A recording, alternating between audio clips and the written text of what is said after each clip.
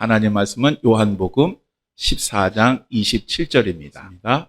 평안을 너에게 끼치노니 곧 나의 평안을 너에게 주노라. 내가 너에게 주는 것은 세상이 주는 것과 같이 아니하니라. 너희는 마음에 근심하지도 말고 두려워하지도 말라. 아멘. 자리에 앉아주시기 바랍니다. 오늘은 요한복음 14장 27절까지의 말씀을 가지고 분리불안장애라는 제목으로 함께 말씀을 나누겠습니다. 지난주에 제가 정말 잘 아는 사람의 딸이 결혼을 계획했던 남자에게 아주 칼로 난도질을 당해서 살해를 당한 일이 있었습니다. 얼마나 칼로 쑤셨는지 그 시신을 가족에게 보여주지 못할 만큼 그렇게 아주 잔인하게 죽였습니다. 그 아이의 나이가 올해 24살입니다. 요즘 묻지마 폭행을 넘어서 묻지마 살인이 많이 일어나고 있습니다. 저는 이런 이야기가 먼 데 있는 이야기인 줄 알았습니다. 그런데 이번 주에 이러한 일이 제 옆에서 일어나는 걸 보면서 이제는 정말 집 밖이 무서운 세상이 되었구나 라고 하는 그런 생각을 했습니다. 하여간 세상이 이러다 보니 현대인들에게는 걱정과 근심과 불안이 끊이지를 않습니다. 서울대학교 동양사학과를 졸업을 하고 미국으로 건너가서 하버드 대학교에서 중동 지역학 및 역사학을 마친 후에 2004년에 미국 보스턴에 있는 케임브리지 연합장로교회 파송 선교사로 몽골로 파송이 된 이용규 선교사님이라는 분이 있습니다. 이분이 리커버 에디션 내려놓음이라고 하는 그 책을 썼는데요. 이 책에 보면 이런 이야기가 있습니다. 이제 이용규 선교사님 가정이 미국에서 몽골로 선교를 하러 가게 되었는데 그 사모님이 걱정이 되게 많아지더랍니다. 왜냐하면 몽골은 사회적으로 불안한 요소가 참 많이 있는 나라이고 그리고 사회보장제도도 제대로 갖추어져 있지 않은 그런 나라였습니다. 특별히 의료적인 문제는 굉장히 심각했습니다. 왜냐하면 당시 몽골 종합병원에는 인큐베이터조차도 없었으니까. 그러니까 이것을 생각하니까 그 사모님이 걱정과 근심이 너무 가득하더랍니다.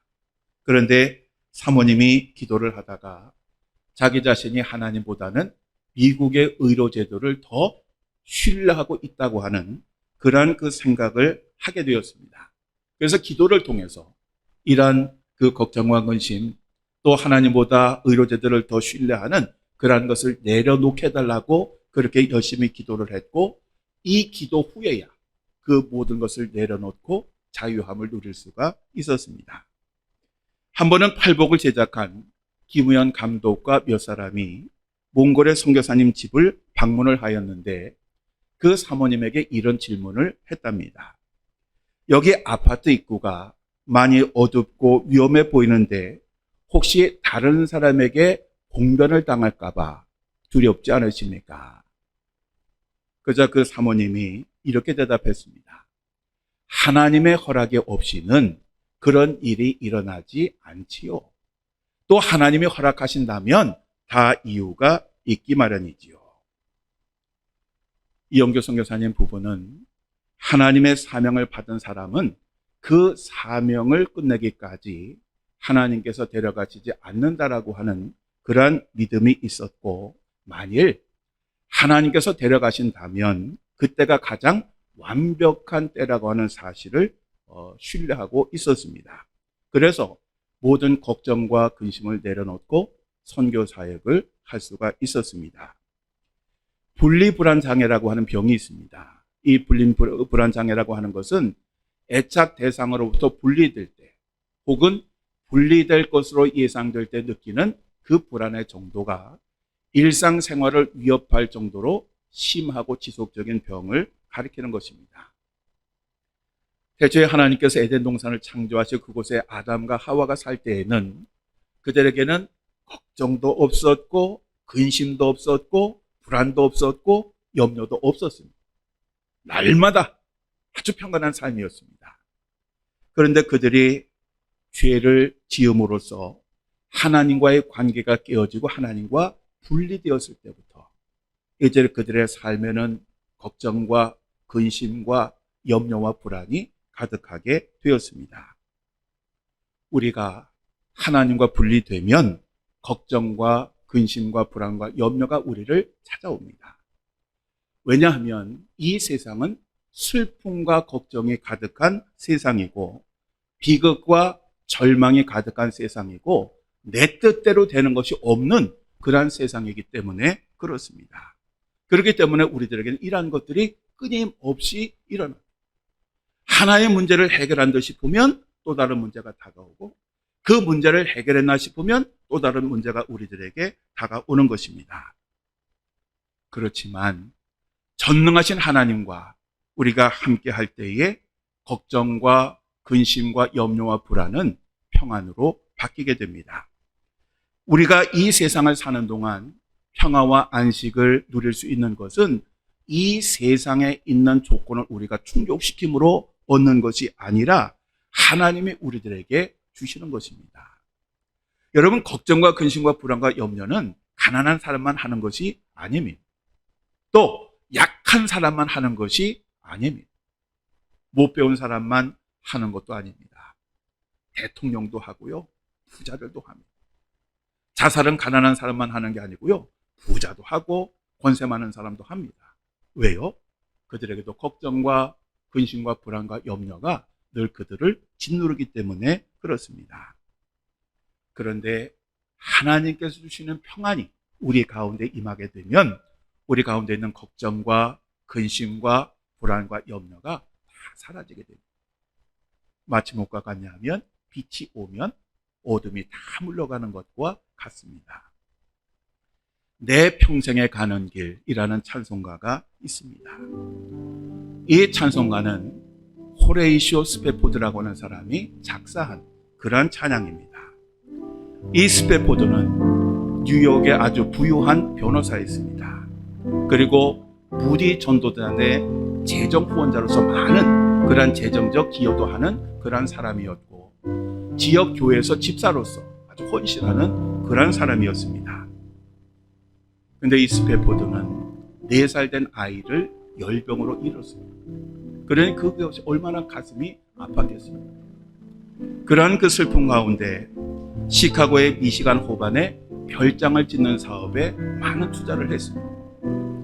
그런데 1871년에 시카고에 대화재가 있었습니다.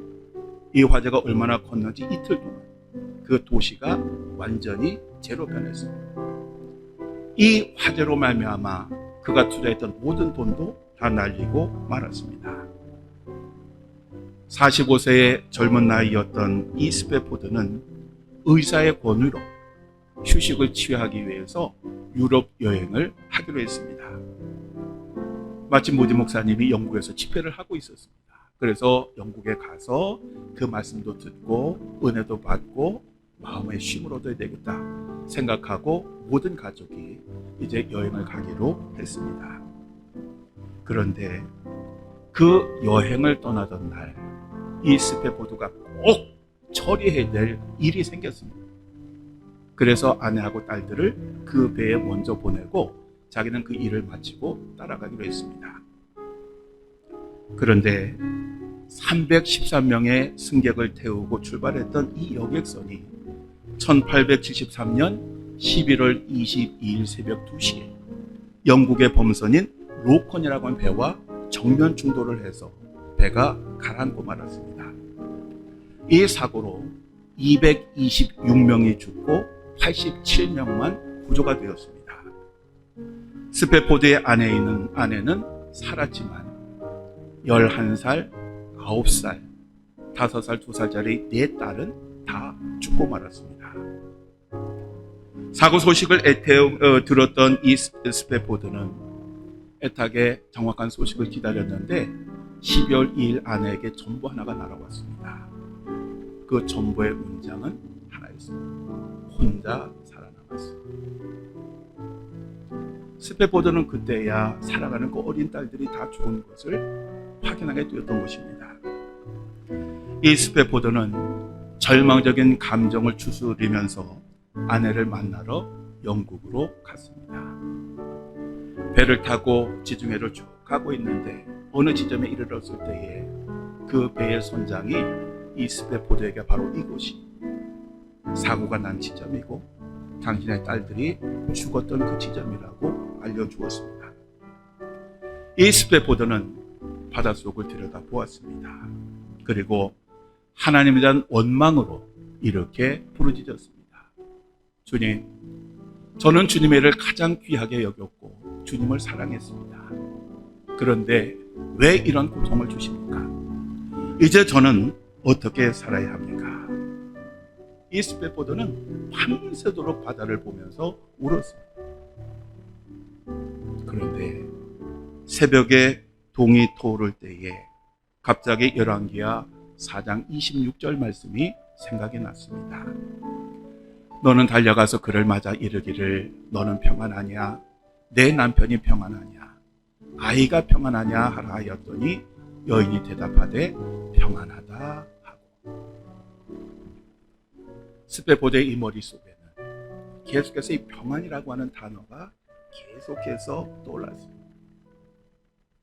그 바다에서 죽어갔던 딸들을 생각하며 몸부림쳤던 이 스페포드의 마음속에 드디어 하나님께 주시는 평안이 자리 잡기 시작했습니다. 이 스페포드는 5명의 자녀를 다 잃었고 재산을 날렸지만 그러나 그 아픔 속에서 하나님께서 주시는 평안을 누리게 되었던 것입니다. 그래서 이러한 경험을 한 후에 스페포드가 썼던 찬송가 가사가 내 평생에 가는 길입니다. 내 평생에 가는 길 순탄하여 늘 잔잔한 강 같든지 큰 풍파로 무섭고 어렵든지 나의 영혼은 늘 편하다. 내 영혼 평안해. 내 영혼 평안해. 스탠포드는 그의 인생길이 평탄하든지 큰 풍파로 무섭고 어렵든지 항상 평안함을 누릴 수가 있었습니다. 사실 이 사건 이후에도 아들을 새로 얻었습니다. 근데 그 아들도 어렸을 때 하나님이 데려가셨습니다. 그럼에도 불구하고 이제는 더 이상 아픈 경험 때문에 그 평안을 잃지 않는 그러한 삶을 살게 되었던 것입니다. 유다의 18대 왕이었던 여호야김 시대에 활동했던 하박국 선지자가 있습니다. 이 하박국 선지자는 시대상에 대한 회의를 하였다고 해서 구약의 도마라는 별명이 있었습니다. 당시 여호야김 왕은 국고를 털어서 바벨론 제국에게 공물로 바쳤고 그리고 심지어는 성전의 기물들 그리고 왕의 일족들 그리고 귀족들을 바벨론 제국에 바쳤습니다. 다니엘도 이때 바벨론 제국으로 끌려갔습니다. 그런데 국가가 이러한 상황인데도 이스라엘 백성들은 횡포와 불의와 폭력을 수시로 저질렀습니다. 그래서 이 나라에는 공의도 없었고 정의도 없었습니다. 악한 사람만이 득세하는 그러한 세상이 되었습니다. 반면에 의롭고 정직한 사람들은 고난과 고통을 당했습니다. 언제 어떻게 될지 모르는 그러한 불안한 상황이었습니다. 하박국 선지자는 이러한 현실을 보고 너무너무 답답했어요. 왜냐하면 하나님이 살아계신데 하나님의 백성들인데 어떻게 이럴 수가 있는지. 그래서 이 하박국 선지자의 마음속에는 걱정과 근심과 불안과 염려가 끊이질 않았어요. 그래서 이 하박국 선지자가 하나님께 따졌습니다. 하나님, 어떻게 그럴 수가 있습니까? 어떻게 하나님께서 의로운 자들의 기도를 외면하시고 악한 자들이 저렇게 잘 되도록 그냥 두고 보고 계시면 계십니까? 그러자 하나님께서 하박국 선지자에게 걱정하지 마. 내가 제대로 심판하려고 지금 바벨론 제국을 준비하고 있는데 조만간 그 바벨론 제국을 통해서 저들의 죄를 심판하실 거야. 하박국 선지자가 이런 말씀을 듣고 그렇군요라고 생각했는데 또 문제가 뭐냐 하면 바벨론 제국은 거룩한 백성이 아니라 이방 민족, 하나님을 믿지 않는 민족이에요. 그래서 이 하박국 선지자가 또 따지면 하나님 심판하는 건 좋은데 왜 하필이면 이방 민족입니까? 이방 민족을 통해서 거룩한 백성을 심판하시면 그들이 뭐라고 하겠습니까? 하나님 거 잘못된 거 아닙니까?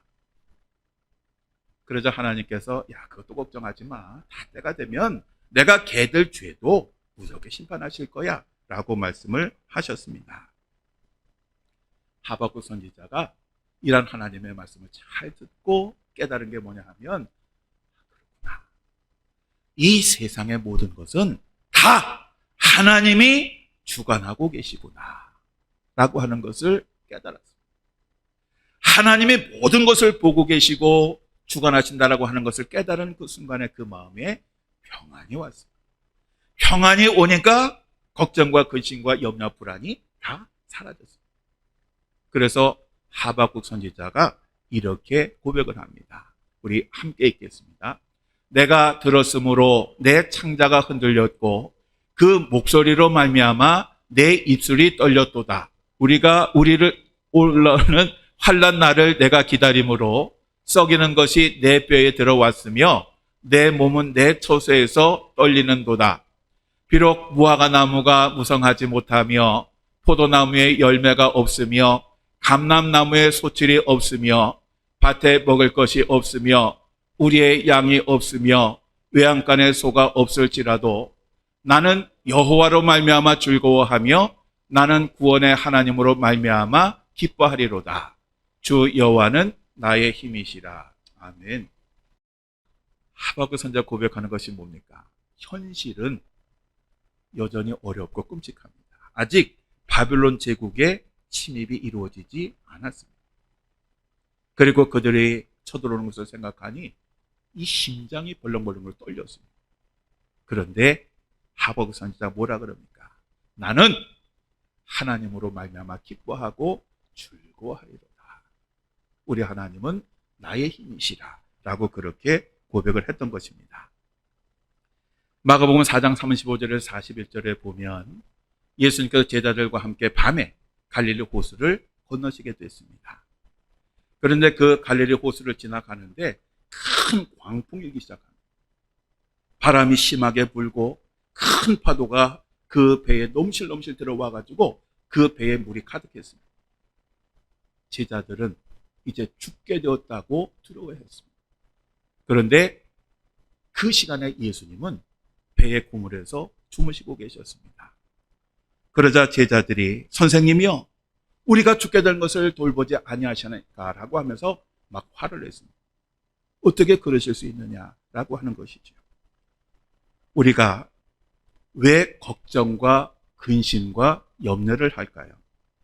왜 우리는 불안해할까요? 그것은 우리가 믿음이 없기 때문입니다.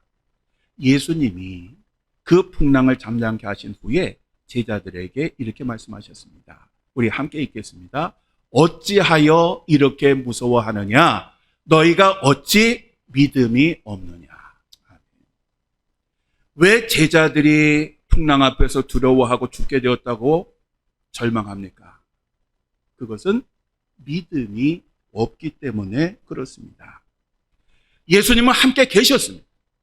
그런데 그들은 그 전능하신 예수님을 바라본 것이 아니라 지금 눈앞에 불어닥친 이 비극적인 현실을 바라보니까 걱정과 근심과 불안과 염려가 그 심령에 가득하게 된 것입니다. 그래서 예수님께서 그들을 책망하신 것이 어찌 믿음이 없느냐라고 그렇게 말씀하신 것입니다. 우리가 삶의 위기 앞에서 기도해야 될 것은 하나님, 이 문제 해결해 주세요. 저 문제 해결해 주세요. 이게 아닙니다. 먼저 우리가 구해야 될 것은 하나님 강한 믿음 주세요. 내가 어떤 시련과 역경 앞에서도 흔들리지 아니하고 하나님을 신뢰할 수 있는 그 믿음을 제게 주세요. 그 믿음이 우리들에게 있으면 걱정과 근심, 염려와 불안은 다 사라지게 되어 있습니다. 그래서 예수님은 무거운 인생의 짐을 지고 가는 우리들을 부르셨습니다. 주님께서 이렇게 말씀하셨습니다. 우리 함께 읽습니다. 수고하고 무거운 짐진 자들아 다 내게로 오라. 내가 너희를 쉬게 하리라. 나는 마음이 온유하고 겸손하니 나의 멍에를 메고 내게 배우라. 그리하면 너희 마음이 쉼을 얻으리니 이는 내 멍에는 쉽고 내 짐은 가벼움이라. 아멘. 우리가 어떠한 상황 가운데서도 바로 이러한 주님을 의지하고 맡길 수 있다면 우리들은 어떤 일을 만나도 평안을 잃지 않게 될 것입니다. 마틴 루터가 때로 저녁이 되면 창가에 가서 이렇게 기도를 했습니다. 하나님, 이 세상이 저의 것입니까? 하나님의 것입니까? 만일 하나님의 세상이고 하나님의 교회라면 그것들을 돌보십시오. 저는 잠자러 갑니다. 하나님 부탁합니다. 저와 여러분은 모두가 하나님의 것입니다. 그러면 누가 걱정해야 됩니까? 하나님이 하셔야 됩니다. 우리들의 삶에 힘들고 어려운 일이 옵니다. 그러면 누가 걱정해야 됩니까? 하나님이 하셔야 됩니다. 왜? 저희들은 하나님의 것이니까. 머리는 하나님이신데 몸뚱이가 걱정할 필요 뭐 있겠습니까? 그런데 우리들은 항상 하나님이 하셔야 할 일을 알아서 끌어다가 걱정하고 근심하고 불안해하면서 내 인생은 왜 이 모양 이 꼴인 거라고 탄식을 하게 되는 것입니다. 우리가 이 험한 세상을 어떻게 살아가야 되겠습니까? 그것은 믿음의 근원이 되시고 믿음을 완전하게 하시는 예수님을 바라보아야 합니다. 세상 일로 괜히 걱정하거나 근심하거나 염려하거나 불안해하지 말고 기도를 통해서 하나님께 모든 것을 맡겨야 합니다. 그럴 때 하나님은 우리들에게 주시는 그 평안을 우리들에게 누리게 하시고 도와주실 것입니다. 어떠한 일들을 만나든지 간에 항상 여러분들은 평안을 누리는 그러한 귀한 삶을 사시기를 주님의 이름으로 간절히 축원합니다. 기도하시겠습니다.